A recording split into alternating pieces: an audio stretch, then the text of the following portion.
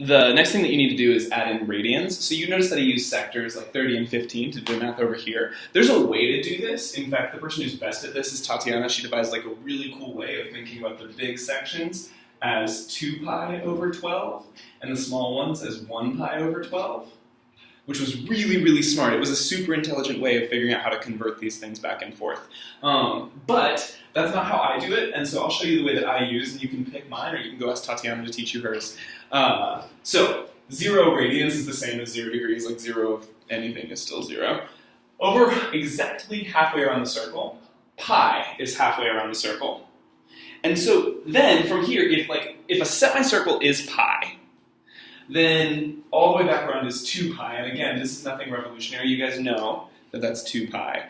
But this is where I start getting some stuff that helps me think about this in terms of fractions. So if this is pi all the way over there, then half of pi is 1/4 of a circle, right here. Pi over 2. 1/2 of pi goes halfway around the circle.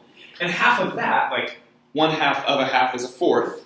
So if I cut this exactly in half and go to this middle line, that's pi over 4.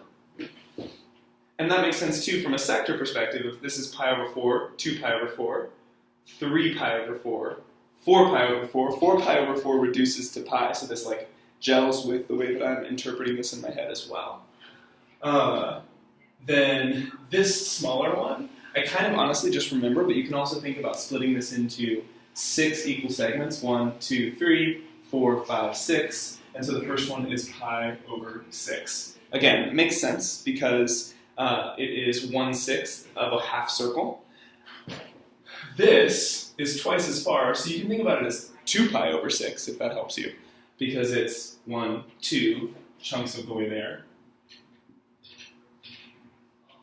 But that reduces to pi over 3, and that's what you'll see more often.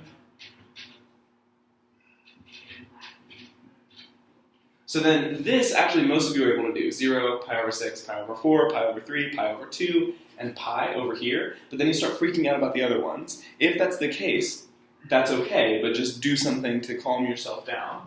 So if this is pi over 6, this would also be 6 pi over 6. Another way of writing pi is just the reducible fraction.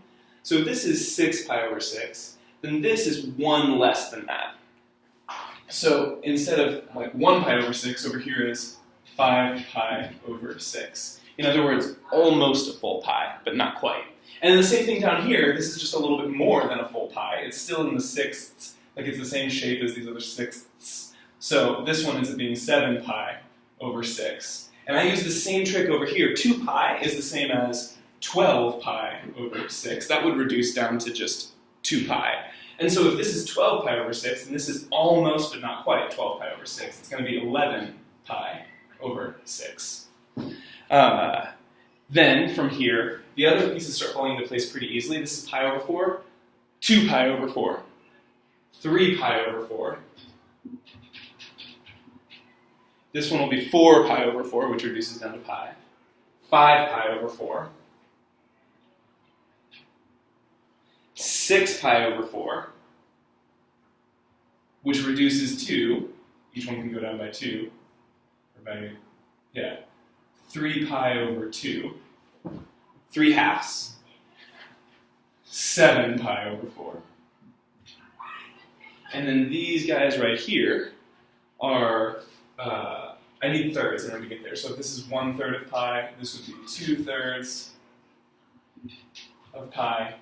3/3 goes here, 4/3, 5/3, and 6/3, which reduces down to 2 pi. So the thing that I'm doing every time I populate the unit circle's radian measures is I'm just thinking about, here's 0, here's pi, here's 2 pi.